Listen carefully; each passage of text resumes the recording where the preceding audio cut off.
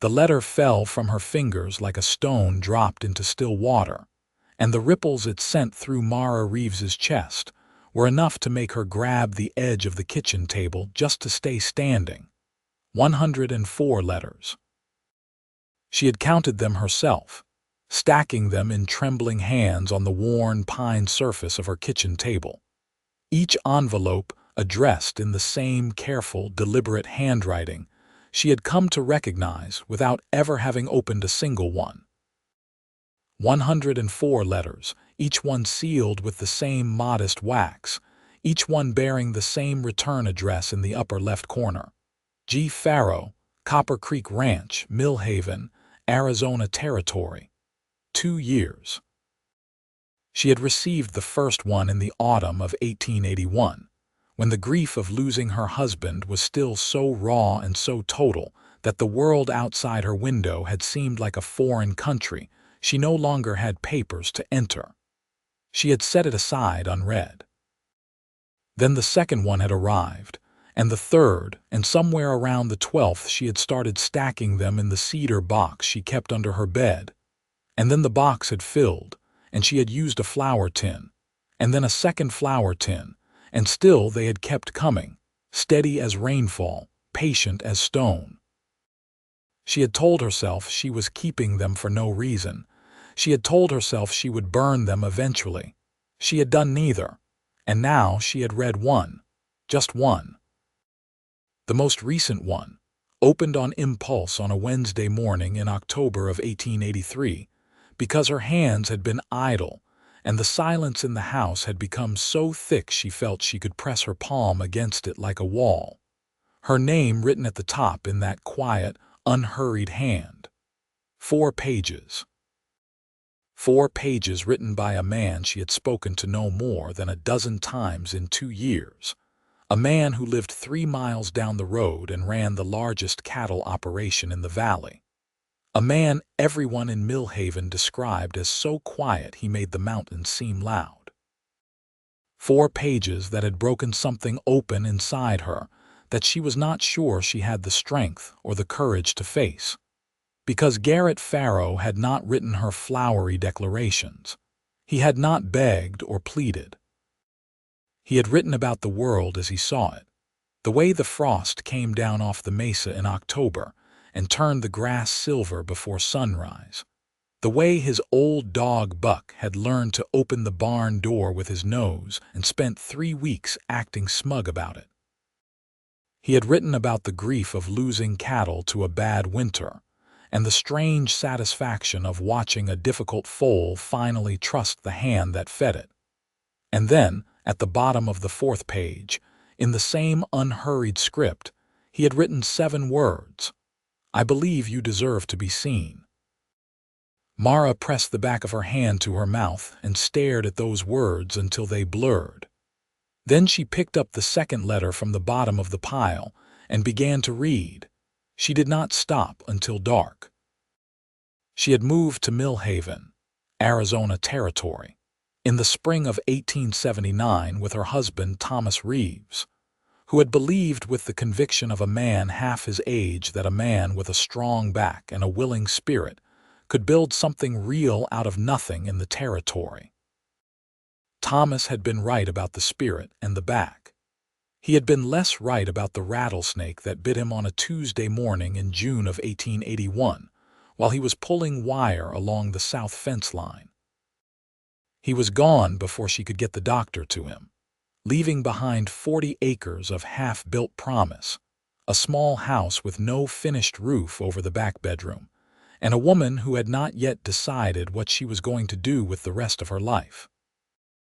Mara had been 26 years old when Thomas died.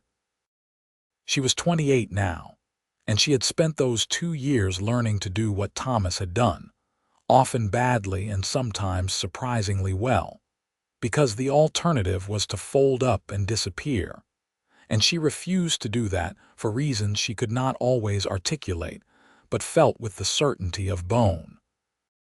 She had mended the fences herself. She had learned to read the cattle, all 11 of them, the small herd Thomas had started. She had plastered the back bedroom ceiling with help from her neighbor woman, Clara Holt, whose husband Henry ran the general store. She had learned to use a Winchester rifle not because she wanted to, but because there were mountain lions in the hills west of the valley, and one of them had decided her property line looked like a good hunting ground. She had survived. She had done more than survive. But she had done it alone, inside a silence of her own making, because grief had taught her that the people around her, however well-meaning, tended to speak about her situation in ways that made her feel managed rather than understood. The letters from Garrett Farrow had arrived in that silence like a strange and gentle form of company she had never asked for and never acknowledged. She had seen him, of course. Millhaven was not large enough for people to avoid each other, even when they tried. He came into town on Thursdays for supplies, usually in the early morning before the heat built up, and she had encountered him at the general store, at the post office, twice at the little church on the edge of town that served the valley's 100 or so residents. He was tall and broad-shouldered in the particular way of men who worked outdoors all their lives, with dark hair that needed cutting and gray eyes that moved slowly over things with an attention most people reserved for emergencies. He was 32 years old, and he had been running Copper Creek Ranch since his father died a decade before, and in all the years she had known him peripherally, she could not recall hearing him say more than what was necessary. He was not cold. That was what threw her. He was not distant or unfriendly. He simply chose his words the way a good carpenter chose his timber, carefully, with an eye toward what would hold. The first time he had spoken to her at any length had been at Thomas's funeral, where she had stood in the baking June sun in her black dress, and received the condolences of the entire valley with a face she had carefully arranged into something appropriate. Garrett Farrow had come through the line like everyone else, taken her hand and said, "He was a good man, Mrs. Reeves, the kind the territory can't afford to lose." It was not more or less than what others had said. But something about the way he had said it, looking at her directly, not at her grief as though it were a spectacle, but at her, as though she were still a full person inside it, had made her throat close in a way the dozens of other condolences had not. 3 weeks later, the first letter had arrived. She had not opened it. She had set it on the table and stood looking at it for a long time, and then she had put it in the cedar box, because opening it felt like doing something she was not yet ready to do. She was not ready for another person's attention. She was not ready for anything that might require her to be seen, which was the exact word Garrett would use 2 years later at the bottom of the 4th page of a letter she would finally read on a Wednesday morning in October. The second letter had arrived a week after the first, same handwriting, same careful wax seal. And she had put it in the cedar box with the first and said nothing. She had thought, at first, that they would stop. She had assumed that any reasonable man, receiving no acknowledgement and no response, would eventually understand that his letters were not welcome and would cease to send them. This assumption turned out to be wrong in a way that she found, after 2 years, impossible to characterize simply. By the end of the first month, she had 4 letters in the cedar box. By the end of the 3rd month, the cedar box was full and she had started using the flour tin. By the 6th month, she had caught herself, more than once, looking at the stack of sealed envelopes and feeling something she refused to examine closely. By the end of the first year, she had stopped pretending she was going to burn them. She still did not open them. The letters became a kind of presence in her house, like the sound of wind that you stop noticing consciously but would miss if it went away. She moved around them. She stacked them neatly. She added to them week by week, and the flour tins had been joined by a small wooden crate that she had shoved under the workbench in the kitchen. And she had told herself, She was keeping them for no particular reason. When she did finally open one, it happened the way many important things happen. Not dramatically, not with any particular intention, but because one morning she had run out of reasons to wait. The morning had been ordinary in every way. October light, thin and clear, coming through the kitchen window at a low angle. The smell of coffee and wood smoke. The sound of her own breathing in a quiet house. She had been sorting the mail from the previous day's trip into town, setting aside a bill from the feed merchant, a short note from her mother back in Missouri, who wrote every 6 weeks whether Mara answered or not, and the most recent envelope from Copper Creek Ranch. She had held this one for longer than she usually did. She turned it over. The wax seal was pressed with what looked like the outline of a running horse, small and slightly imperfect, as though he pressed it himself rather than using a stamp. She had looked at it for perhaps 3 minutes. Then she had opened it. The effect was not dramatic. She did not gasp. She did not weep. She read it through once, quickly. The way you eat something and then realize halfway through that it is the best thing you have tasted in a very long time, and then you slow down because you don't want it to end. She read it again, slowly. Then she sat down in the chair by the window and held it in her lap, and felt the 7 words at the bottom of the 4th page move through her like a current. I believe you deserve to be seen. She had gone to the flour tins and the wooden crate and the cedar box, and she had pulled them all out and laid them on the table, and she had read until dark. The letters were nothing like what she might have imagined from a man who said so little in public. They were not formal, not stiff. They were written in the tone of a man who had decided, for reasons she could only guess at, to simply tell the truth about the world as he experienced it, without ornamentation and without demand. He wrote about his work, his land, his animals. He wrote about things he noticed. A hawk that had nested in the big cottonwood at the south edge of his property and raised 3 young ones over the spring. The way certain colors of sunset appeared only in a single week of autumn and then vanished for another year. The death of his foreman's wife and the grief that had moved through the ranch hands like a slow tide. The small victories of getting a difficult water line to finally work after 3 failed attempts. He wrote, sometimes, about Thomas. Not often and never intrusively, but in a way that acknowledged that Thomas had been real and had mattered. He wrote once, in a letter from the previous winter, about coming across Thomas's fence line during a survey of the valley's shared water rights and noticing how carefully it had been constructed, and how a man's work was one of the ways he continued to be present in a place after he had left it. She had to put that letter down and walk to the window for several minutes before she could continue.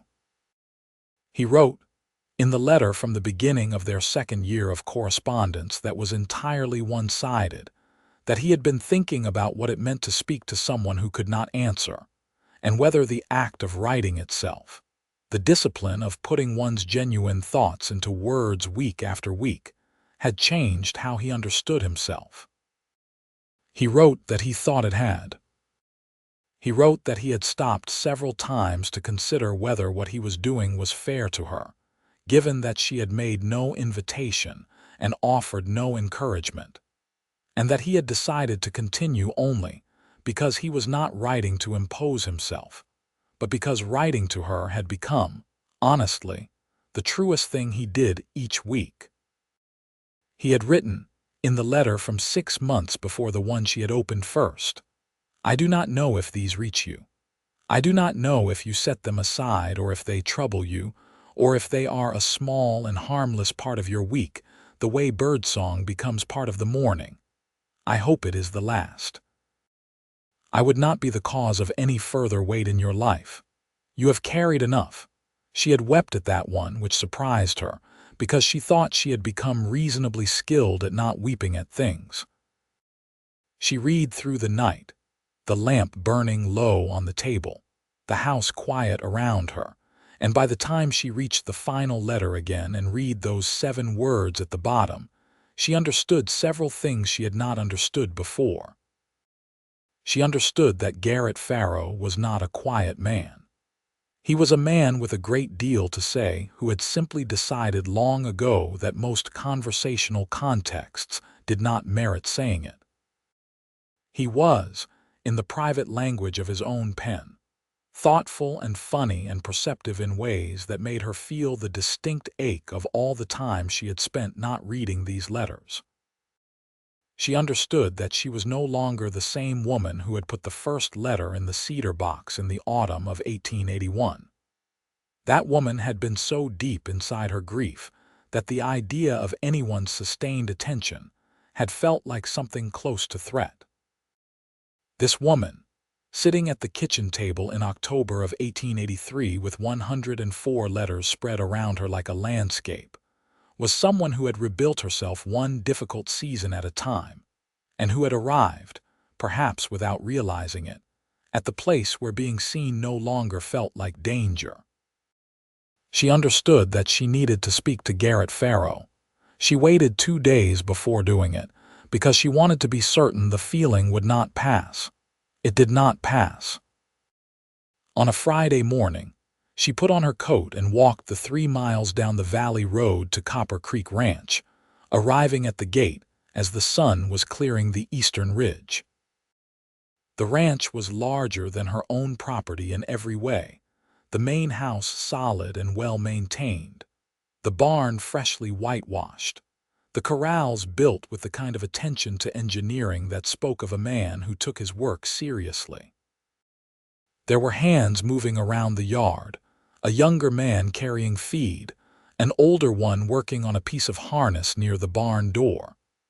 They looked up as she came through the gate, and she asked where she might find Mr. Farrow.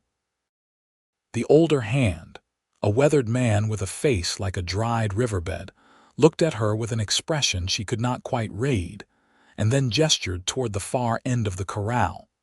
Garrett was working a young horse, a big gray that was still learning to accept the bridle with patience.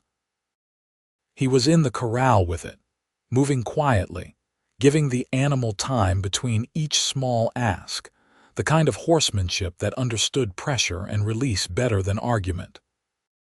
He had not heard her approach over the sound of the horse's movement, and for a moment she stood at the fence and watched him work and understood, in that moment, a great many things about who he was.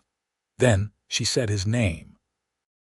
He turned, and the gray horse startled slightly and then settled as Garrett's hand went automatic and calm to its neck. He looked at her across the distance between the fence and the center of the corral, and his expression did not move through the sequence of surprise and recalibration that she might have expected. He simply looked at her, those gray eyes steady, as though he had perhaps imagined this moment often enough that the reality of it did not entirely surprise him. He came to the fence. He was wearing work clothes, dusty from the morning, a dark canvas jacket over a flannel shirt, and he had a small piece of dried grass caught in his hair that she suspected he was unaware of. He rested his forearms on the top rail and looked at her in that unhurried, direct way of his. "Mrs. Reeves," he said. "I read your letter," she said, "the most recent one, and then all the others." Something moved through his expression that was too careful to be called relief and too genuine to be called anything less. "All of them," he said. "All 104, she said. "Last night." "I didn't sleep." He was quiet for a moment, looking at her. "I owe you an apology," he said, "if they were unwelcome." "They weren't," she said. "They just scared me." He considered this with the seriousness it deserved, neither dismissing it nor overreacting to it. "I understand that," he said. "I don't think you completely do," she said, because she wanted to be honest. "Or maybe you do. You wrote about it once, about whether it was fair to keep writing to someone who hadn't asked you to." "I meant that," he said. "I know you did. That's part of why I'm here." She held his gaze. The last letter, the 7 words at the bottom. He did not pretend not to know what she meant. "I meant that too," he said simply.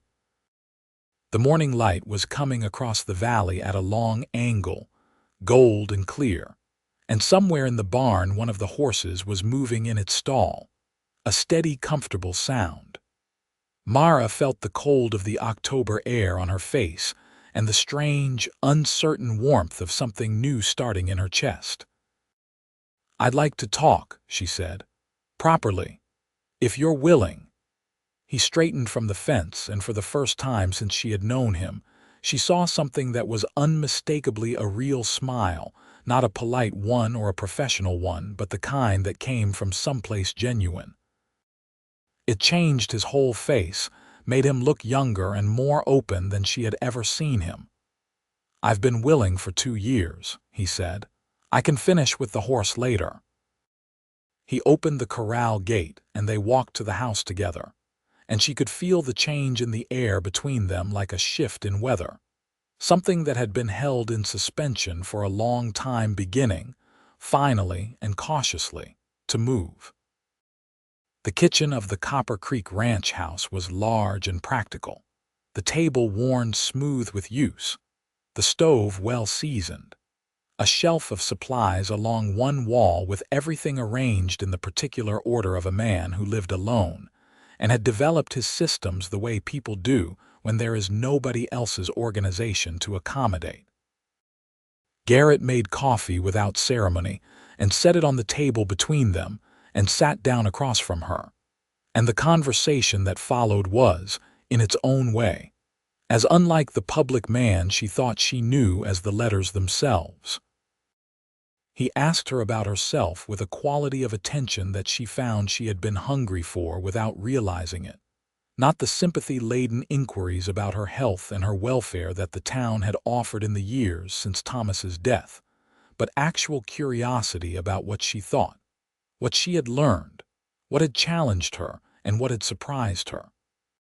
She told him about the roof, about teaching herself to read a cattle for health, about the mountain lion and the Winchester.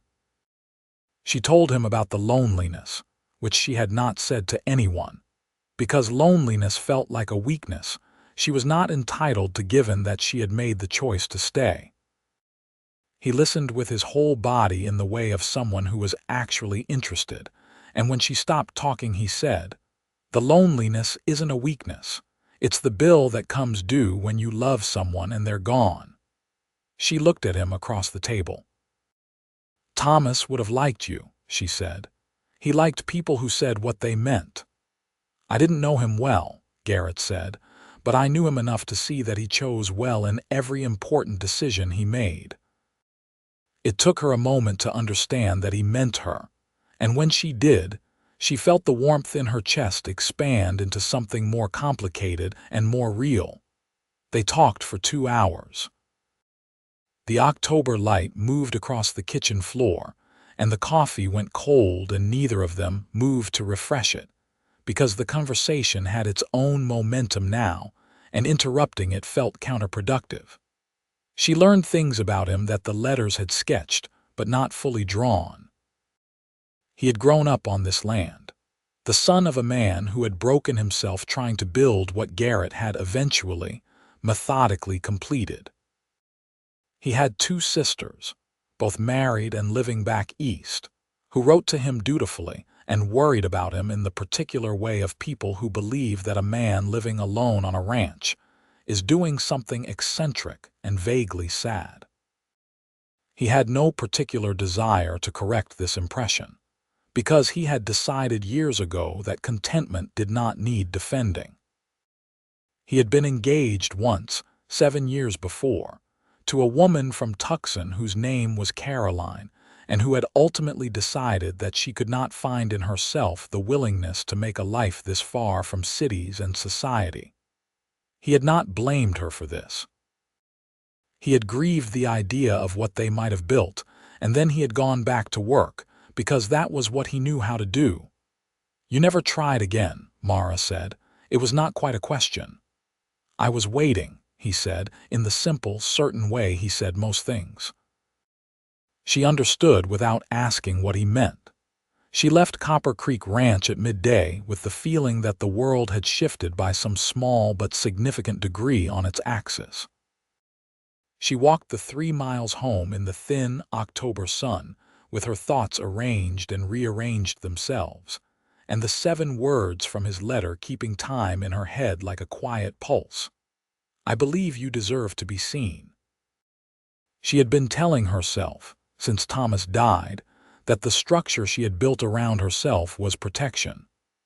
Now she suspected it had always been both protection and prison, and that the difference had become impossible to distinguish from the inside. She went home and did her chores and fed her cattle and checked her fences and cooked her supper, and she did all of it with the peculiar awareness of a person who has turned a corner and can no longer see the road they came from. The next Thursday, he came to her door.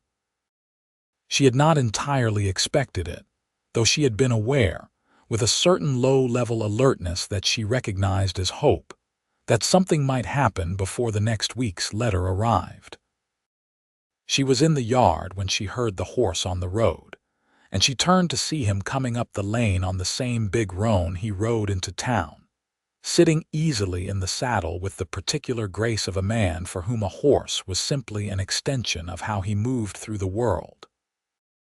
He was carrying something wrapped in brown paper, which he held out to her when he had dismounted. She unwrapped it to find a jar of apple preserves and a small book, thin, a collection of essays on natural history published in 1879. Inside the cover he had written, in the same handwriting she now knew as well as her own, the words, "I noticed you looking at this in Holt's store last spring.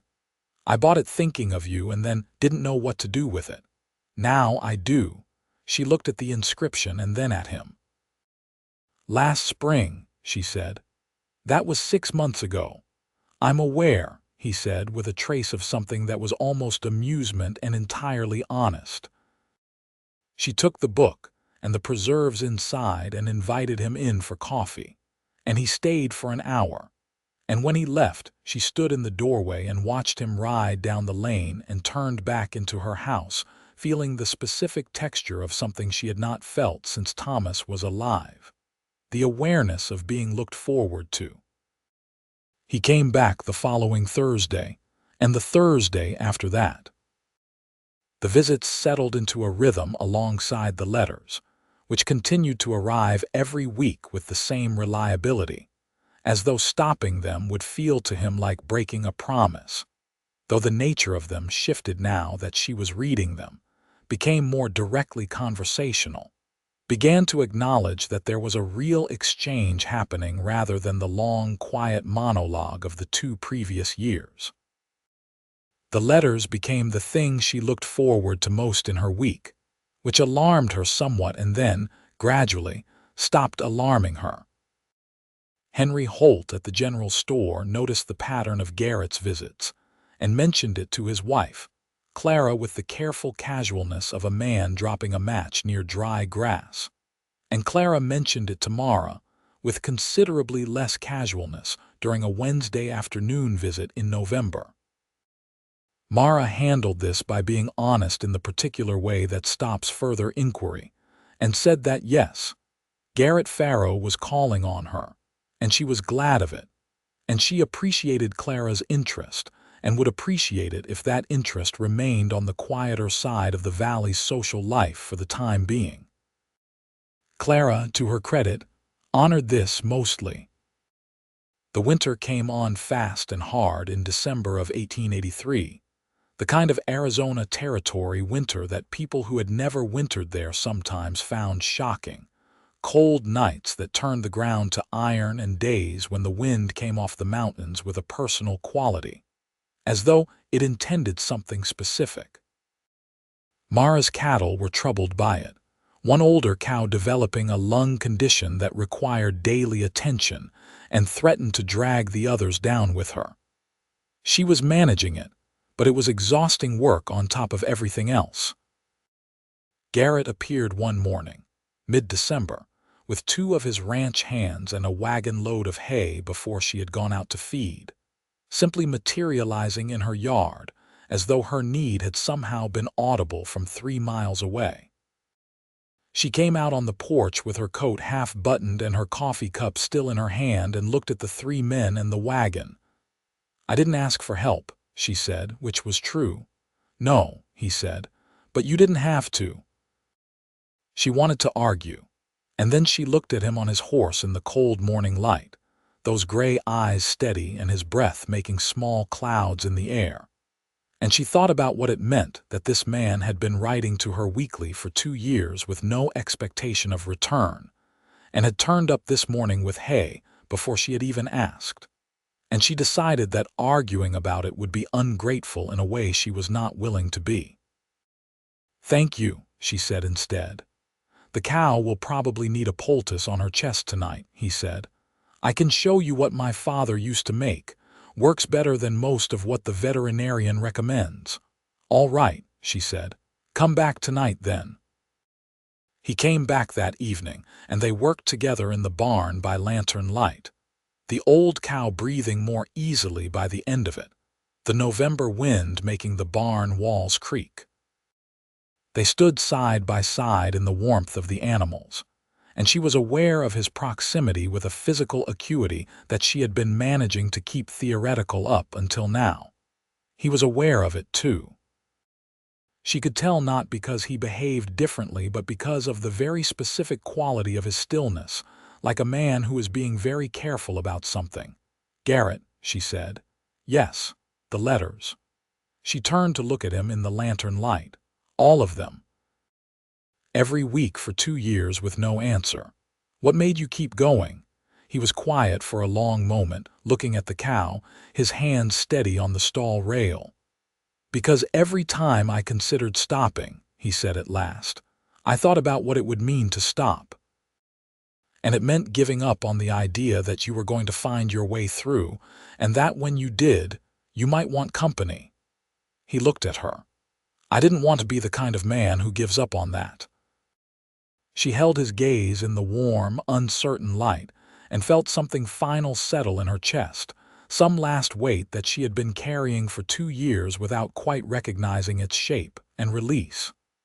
"I'm through it," she said quietly. "I know," he said.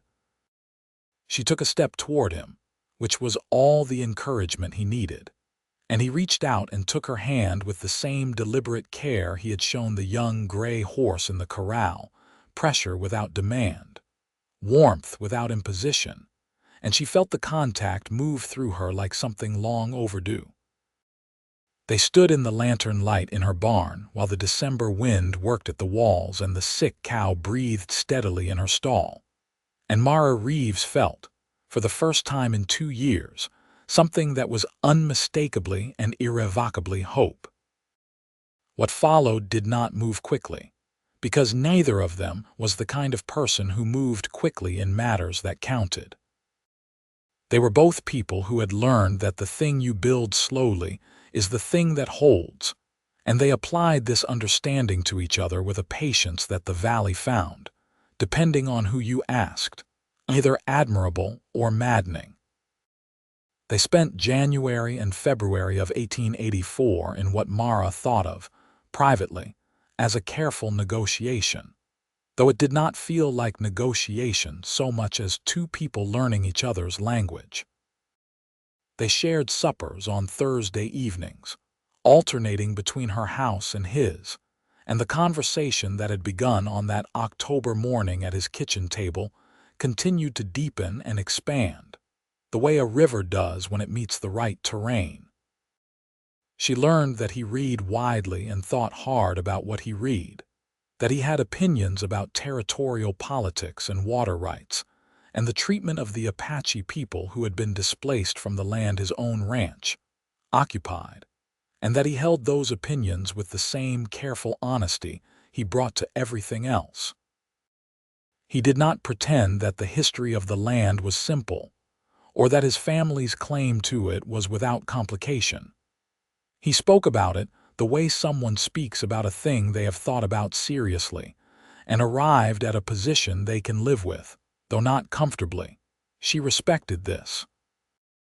She had her own complicated feelings about what the territory had been and what it was becoming, informed by 2 years of building something in it and understanding, slowly, the layers of history beneath her feet. She learned that he was funny quietly, in the way of people who find humor in the specific and true, rather than in performance. He could say one dry sentence that laid a thing so exactly sideways that she would laugh for a minute before she could tell him why, and he would watch her laugh with an expression of such unguarded pleasure that it made her chest ache in the best possible way. He learned that she was tougher than her manner suggested, and gentler than her toughness advertised. He learned that she was capable of great stubbornness, and that her stubbornness was not a flaw, but a structural feature, the thing that had kept her standing when standing had required everything she had. He learned that she was afraid, not of hard work or hard weather or hard decisions, but of the specific vulnerability of loving someone in a world where the ground could be pulled out from under you with no warning on a Tuesday morning in June. He did not try to argue her out of this fear. He simply showed up, week after week, consistent as his letters had been, as though the steadiness itself were the answer. In March, he asked her to ride out to the north end of his property to see the mesa in spring, and she went. And they spent a long, slow Saturday on horseback crossing terrain that was dramatic and beautiful in ways that only revealed themselves slowly. Red rock and green brush, and a sky so blue it seemed structural. They stopped at noon to eat bread and dried beef on a flat rock above a dry creek bed. And the wind was warm, and the conversation had the particular easy quality of two people who have stopped managing their interactions and are simply present in them. "I want to say something," he said, looking out over the valley. "All right," she said. "I've been in love with you for a long time," he said, in the same tone he used to say most things, direct and without performance. "I thought you should know that, not as a demand, just as a true thing." She was quiet for a moment, looking at the same view he was looking at, the valley spread below them in its spring colors. She thought about all the letters, all the weeks, all the careful, steady presence of him. She thought about the 7 words at the bottom of the 4th page. "I know," she said finally. "I think I've known it for longer than I've been willing to admit." He turned to look at her. And she turned to meet his eyes, those gray, patient eyes that had been looking at her honestly for 2 years. "And I'm in love with you too," she said. "Which I find I am less frightened of than I expected." He exhaled slowly, as though he had been holding something in for a very long time, and she felt the change in him the way you feel a change in pressure, some long tension releasing from his whole bearing. He reached out and took her hand, the way he had in the barn in December, and she held it and looked out at the valley below them. "What do we do with it?" she asked, not rhetorically. "I have some thoughts on that," he said. She laughed.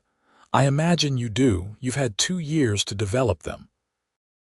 He smiled, and she thought again that his smile was one of the best things she had encountered in recent years, the way it moved across his whole face like weather, slow and completely real. "I'd like to marry you," he said, "when you're ready, when the idea doesn't feel like more weight." She considered this, looking at the valley, at the land below that was both his and, in some ways, becoming hers just by virtue of learning its features. "Ask me again in summer," she said. "Let me sit with it." "I can do that," he said, easily, without disappointment, in the way of a man who understood that waiting for the right time was not the same as not wanting. She squeezed his hand and he squeezed back, and they sat on the flat rock above the dry creek bed in the March sun of 1884 and looked at the world below them. And she felt the weight she had mentioned lift another degree, the way a lid lifts off something that has been sealed so long you've forgotten what it was keeping in. Spring moved into summer. The cattle that had suffered through the winter recovered. The old cow that had given her so much trouble in December pulled through and delivered a calf in April that was vigorous and loud and demanded an unreasonable amount of attention, which Mara provided with a fondness that made Garrett watch her from across the pasture with an expression his ranch hands noticed and carefully did not mention to him. She and Garrett were, by now, understood by the entire valley to be a pair, in the way that small communities understand these things before the people at the center of them have quite formalized it. Clara Holt had apparently exhausted her restraint and mentioned the situation to several other women, who mentioned it further, and the general consensus of Mill Haven, Arizona Territory, in the spring and early summer of 1884 was that it was about time. Mara and Garrett were, largely, indifferent to the consensus of the valley, but not entirely indifferent to each other. What had begun as cautious and deliberate had, over the months, become something warmer and more certain, and the warmth between them was, by June, the kind that had ceased to need explaining. In July, the Tolliver brothers arrived.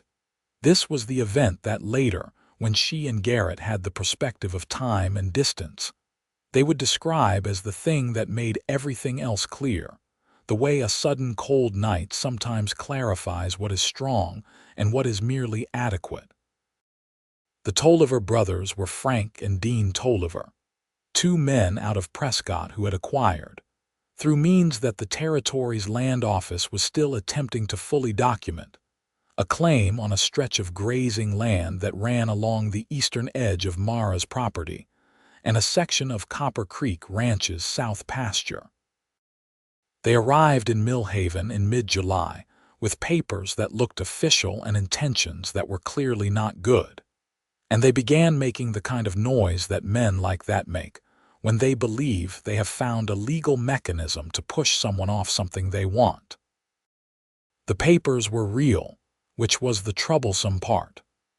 The claim was legitimate in the narrow technical sense that it had been filed correctly, even if the way it had been filed suggested access to county records that should not have been easy to obtain. A strip of land 3 miles long and a quarter-mile deep, running along the eastern edge of Mara's property, which contained the spring that fed her cattle and the access road to her south pasture, was now technically contested. Without that spring, her operation became functionally impossible.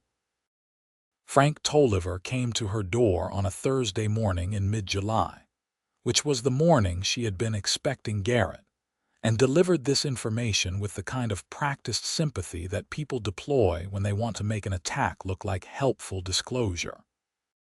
He was a large man with an air of calculated pleasantness that she recognized as a negotiating posture.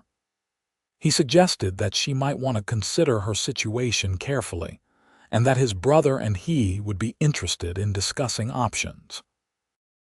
She told him she would want to see the papers, which he provided copies of, and she told him she would be in touch, and she closed the door and stood in her kitchen looking at the papers with a clarity of feeling she had rarely experienced since Thomas died. She was furious. She was also, underneath the fury, afraid, because she had spent 2 years building this place, and the idea of losing it to a legal mechanism she could not fully understand was the kind of threat that lived at the base of everything, the hidden trap beneath what had seemed like solid ground. When Garrett arrived an hour later, and she showed him the papers, his expression went through a sequence she had not seen on him before: careful attention, recognition, and then a cold and very focused kind of anger that was entirely different from what she had expected from someone as habitually quiet as he was. "I know what this is," he said. "This isn't about the land." "Tell me," she said. "There's been talk for the past year about the railroad coming through this valley," he said. "If it does, the route the surveys suggest runs directly through your eastern pasture and the south edge of mine. The land that strip covers becomes worth 20 times what it is now. He set the papers down. Frank Tolliver works for a man named Aldrich out of Prescott who has been quietly buying up land claims across the territory ahead of the rail route announcements. This is a dark past coming forward through a new door. So what do? She said. We fight it, he said simply. He went to Prescott that week, which was 2 days' ride each way, and came back with a lawyer named Stills, who had experience with land claim disputes, and a reputation for both competence and ferocity.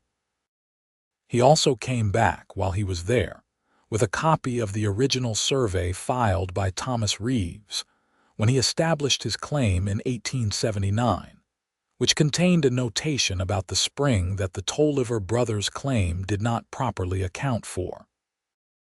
The legal argument that Stills made was not simple, but it was solid, and it rested on the fact that Thomas had registered water rights to that spring separately from the land claim, and those rights had transferred to Mara as part of Thomas's estate, and the Tolliver brothers' claim, whatever it said about the land itself, could not legally extinguish those water rights without a separate proceeding that had never been initiated. The Tolliver brothers did not accept this quietly. Frank Tolliver came back to her door twice more in July, each time with a slightly different angle, slightly different pressure, the kind of negotiation that was really just pressure with paperwork attached. The second time he came, Garrett happened to be there, which had not been planned but was also not unfortunate, and the conversation that took place on her porch between Garrett Farrow and Frank Tolliver was one of the most instructive things she had ever witnessed.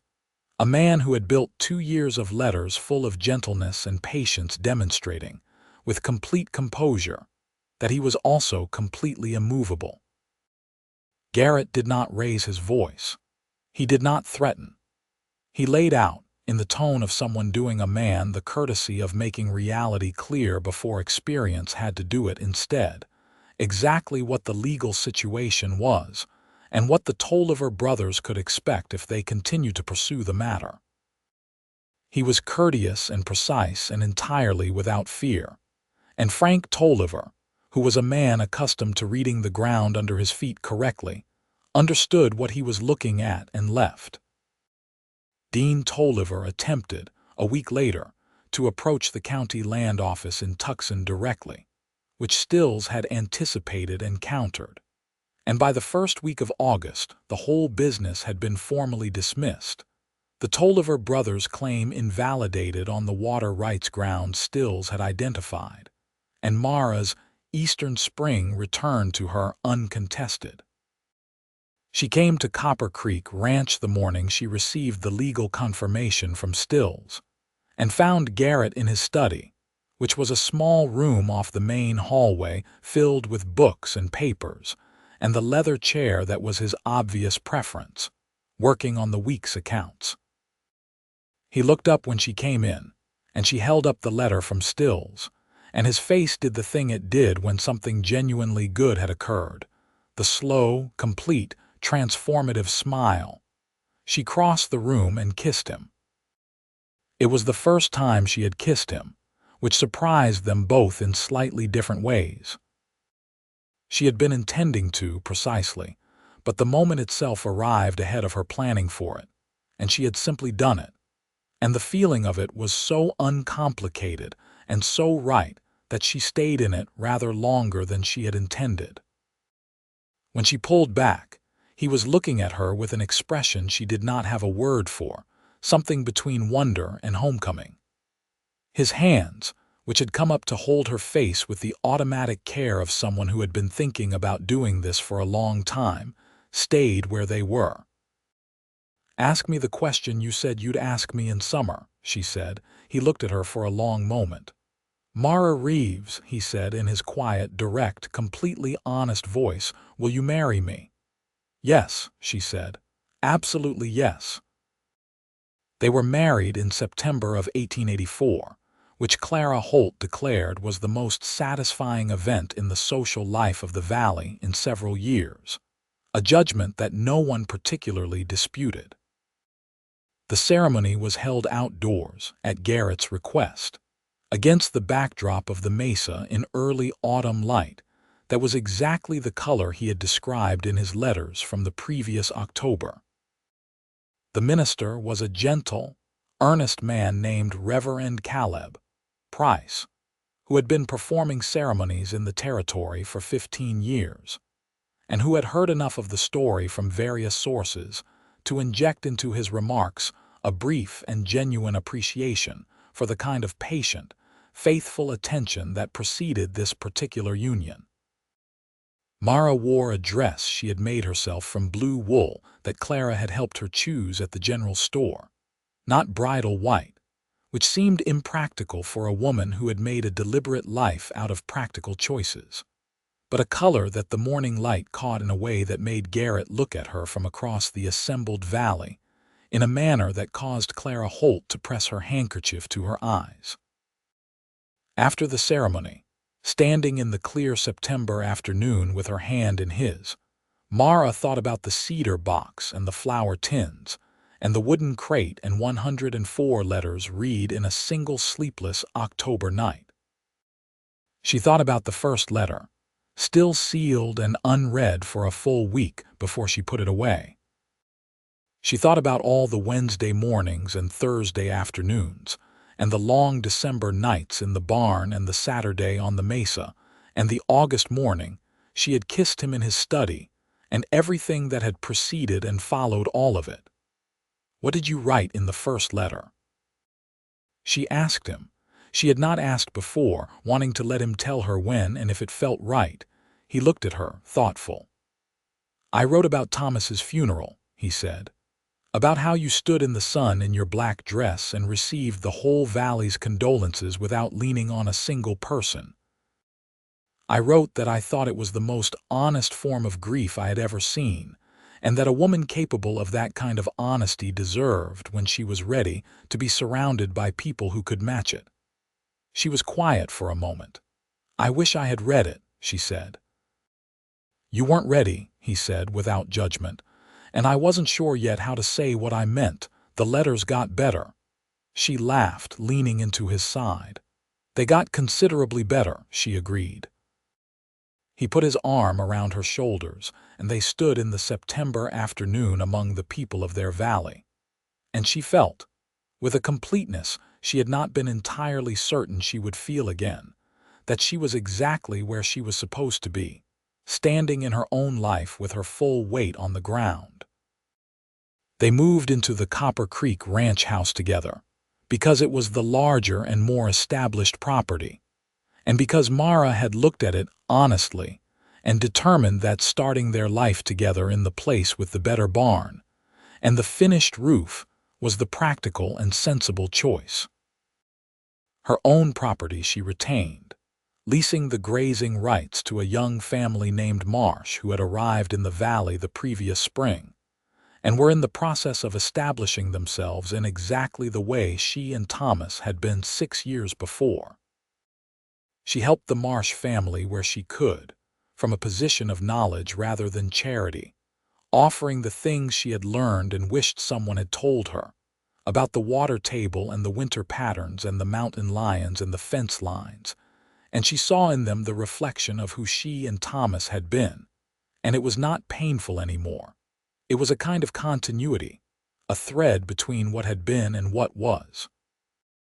The winter of 1884 was easier than the winter of 1883, or perhaps it only felt that way because she was no longer managing it alone. They worked the ranch together with a division of labor that developed naturally out of their respective competencies, and what she contributed surprised him in its breadth, and what he contributed surprised her in its depth, and what they made together was better than either would have built separately, which was, she thought, the whole point. He still wrote to her, not weekly, not formally, but small notes left on the kitchen table or tucked into the band of her hat or slipped under her coffee cup in the morning. Short ones, one line or two, in the same careful, unhurried handwriting that she now read with a pleasure so ingrained it had become part of the texture of her days. Sometimes they were observations. Sometimes they were small declarations. Sometimes they were simply the things he had thought of that he wanted her to know, and the knowing of them was its own ongoing warmth. She started writing back. She had not been, to her own knowledge, a natural letter writer, but she found that the discipline of it suited something in her, the practice of stopping to notice what was true, and then putting it into language that was honest and direct. Her notes to him were different from his, less scenic, more interior, and the exchange between them became over the winter months a kind of ongoing conversation that lived both inside their daily life and alongside it. In the margins, in the morning, in the evenings when the work was done, and the house was warm, and they sat in the lamplight with their respective writing. In February of 1885, she told him she was expecting. She told him at breakfast, directly, in the manner she had come to understand he preferred, and his reaction was one of the few times in their acquaintance when she saw him at a genuine loss for his usual composure. He set down his coffee cup and looked at her with an expression that moved through too many things too quickly for her to name all of them. And then he reached across the table and took both her hands and held them, and said nothing for a long moment because, apparently, he was a man who needed the occasion to be significant enough to require more words than he had immediately available. She waited, watching him. "We're going to be a family," he said finally in a voice that was quieter than usual. "Yes," she said, "we are." He squeezed her hands with the same care he had always shown her, that particular Garrett Farrow quality of gentleness that was not weakness but the opposite of it. The gentleness of a person with sufficient strength to be gentle deliberately. And she squeezed back, and the morning light came through the kitchen window of Copper Creek Ranch and fell across the table between them, and the coffee went cold again and neither of them moved to do anything about it. The pregnancy moved through spring with the kind of stubborn, healthy progress that the doctor in Mill Haven, a competent man named Dr. Alves, who had been practicing in the territory for a decade, described as about as ideal as these things come. Mara worked through most of it because she was constitutionally incapable of doing otherwise, and because Garrett, who had accepted early in their relationship that managing her was both pointless and disrespectful, contented himself with taking on the heaviest physical work and being present in every other way she would accept. He worried, which she knew, not because he said so, but because she had spent enough time learning his quiet language to read what was underneath it. She knew the particular quality of his attention in the evenings when the shadows under her eyes were more pronounced, the specific way he arranged himself in the mornings to be between her and any task that involved lifting, the notes he left on the kitchen table in those months that were less scenic and more directly tender than usual. She let him worry, because she understood it, and because it was part of who he was, this man who had written to a woman who would not answer for 2 years without flinching, this man who had shown up with hay before she asked and a lawyer when she needed one and his whole steady, faithful presence every day since. She did not need protection from everything, but she had come to understand the difference between protection as control and protection as love, and his was the latter, and she was grateful for it. Their son was born in October of 1885, which felt to Mara like a significant echo, the month of the letter she had finally opened, the month she had walked 3 miles down a valley road to speak to a man who had been patient enough to still be there when she arrived. They named him Thomas Garrett Farrow. The Thomas was for the man who had built this life first and in whose wake the rest of it had become possible.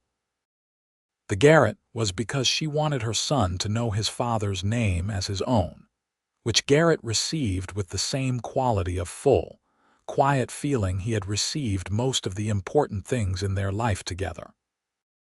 Thomas Garrett Farrow was a loud and opinionated baby who made his preferences immediately known, and grew into a loud and opinionated small person with his mother's stubbornness, and his father's gray eyes and a personality that was all his own, curious and fearless, and prone to forming intense friendships with animals that did not always reciprocate.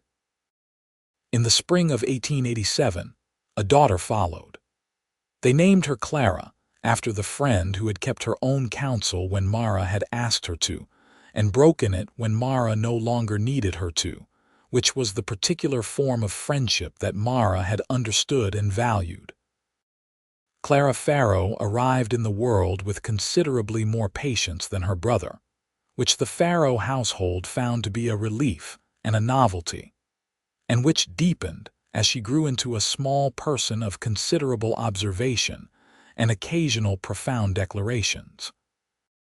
Garrett continued to write notes, and Mara continued to write back, and the exchange became over the years a record of their life that neither of them had entirely intended, but both of them valued. The letters she had saved in the cedar box and the flour tins and the wooden crate she kept, tied in bundles with twine, in the chest at the foot of their bed. She had read them many times, not obsessively, but in the way you return to something that has taught you something true, visiting it occasionally to see what it shows you now compared to what it showed you then. They were, she thought, one of the more extraordinary things she possessed, not because of what they had said about him, though that too, but because of what her inability to open them for 2 years had said about her, and what the opening of them had changed. She told her children about the letters when they were old enough to understand them. She told them because she thought it was a story worth telling, about patience and about grief, and about the way time can move a person through something that feels impassable, and about a man who had understood all of this well enough to write to someone every week for 2 years with no answer, because he had believed, faithfully and without evidence, that she would eventually find her way through. She told them also because she thought it was important that finding your way through was not the same as being rescued. That she had done the work of those 2 years herself, brick by brick and fence post by fence post, and one difficult season at a time, and that what she had arrived at when she finally opened the letter was not a rescue but a choice, made from strength rather than desperation, made because she was ready and not because she needed saving. Thomas Garrett, at age 7, considered this at length, and then asked if his father had been sad, waiting all that time. Garrett, who was present for this conversation, sitting across the kitchen table with his coffee and his quiet attention, looked at his son and said, "Waiting for something worth waiting for isn't sad, Tom. It's just the price of wanting a real thing." Thomas Garrett appeared to find this satisfying. Clara, at 5, asked whether the letters had smelled like anything, which was a question nobody else had thought to ask, and which made Mara laugh for a full minute before she could answer.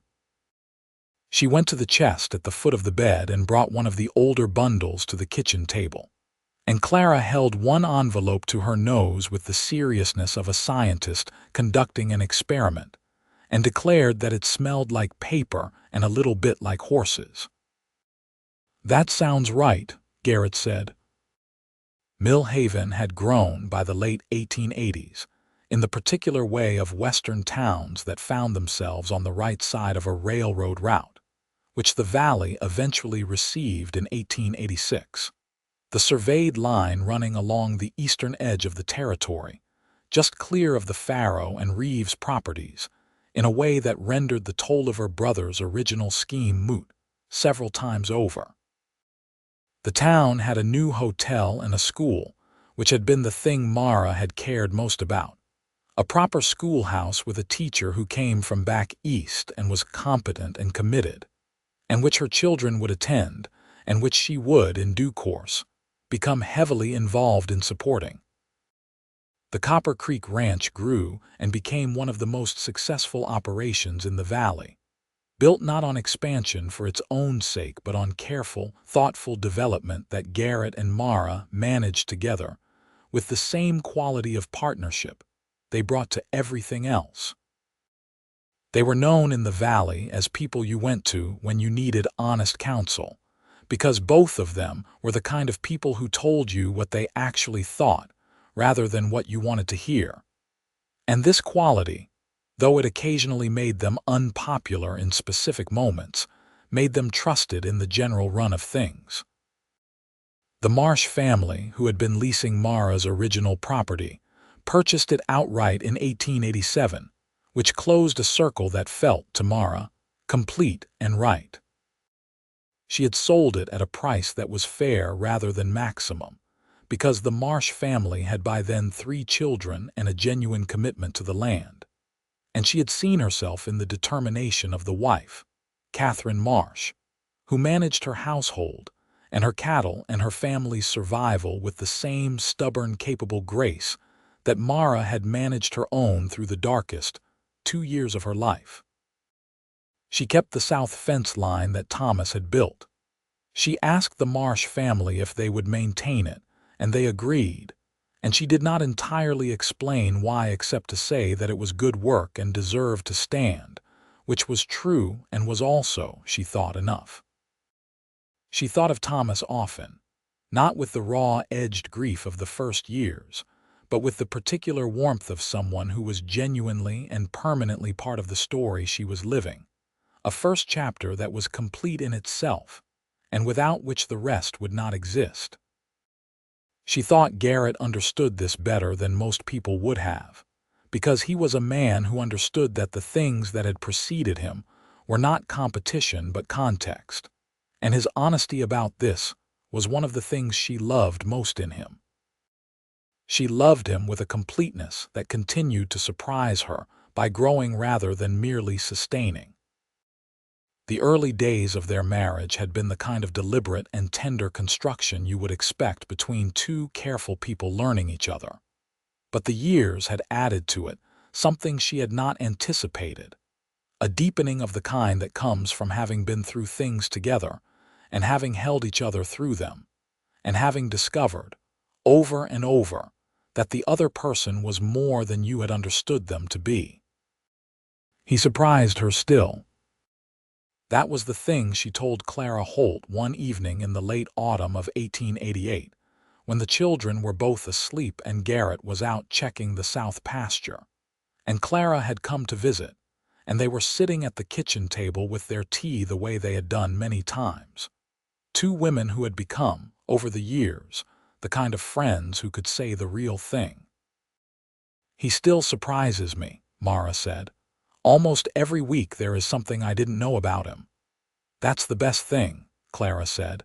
"Henry still surprises me too. Last week he told me he had been keeping a journal since he was 16 years old. 20 years I've been married to the man." Mara laughed and then thought about it seriously. "I think it's because they're both genuinely themselves," she said. "They're not performing, so there's always more to find." He looked at her across the kitchen, that gray-eyed look of his, and she looked back, and the thing that passed between them in that look was not reducible to language, which was funny, she thought, given how much language had been the instrument of it. 2 years of letters, all those weeks of words directed at a woman who was not ready, all those careful, honest pages that had sat in cedar boxes and flour tins, and a wooden crate under a workbench, all of it pouring eventually into this, a look across a kitchen table between 2 people who had arrived at each other slowly and would not leave. "South pasture's fine," he said. "Cattle are settled." "Good," she said. He looked at Clara. "Good evening, Clara."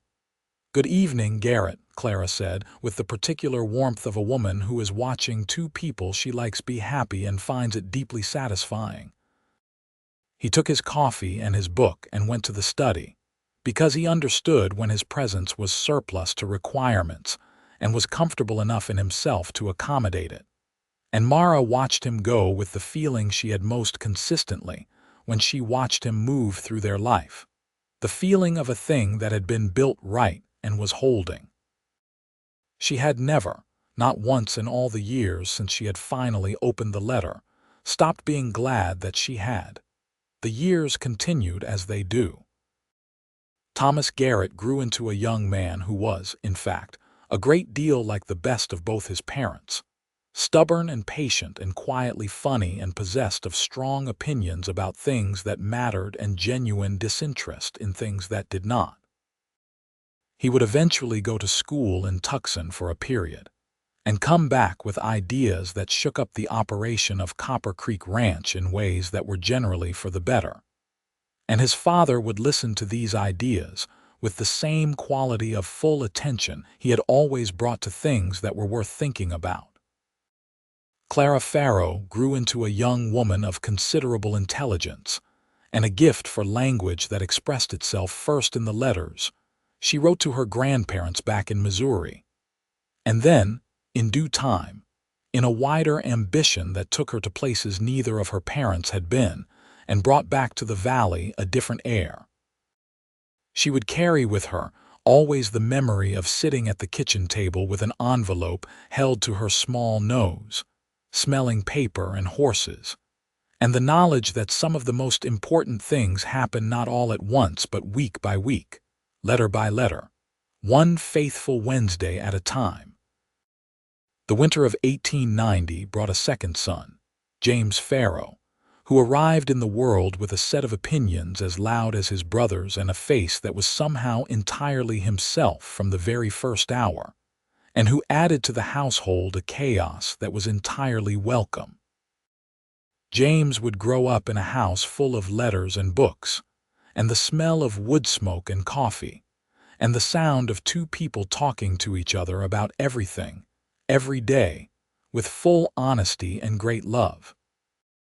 In the spring of 1891, Mara found one of the original letters she had missed in her long first reading, slipped inside the cover of a book that must have been placed in the flour tin with the others, and then separated from its pile in one of the moves.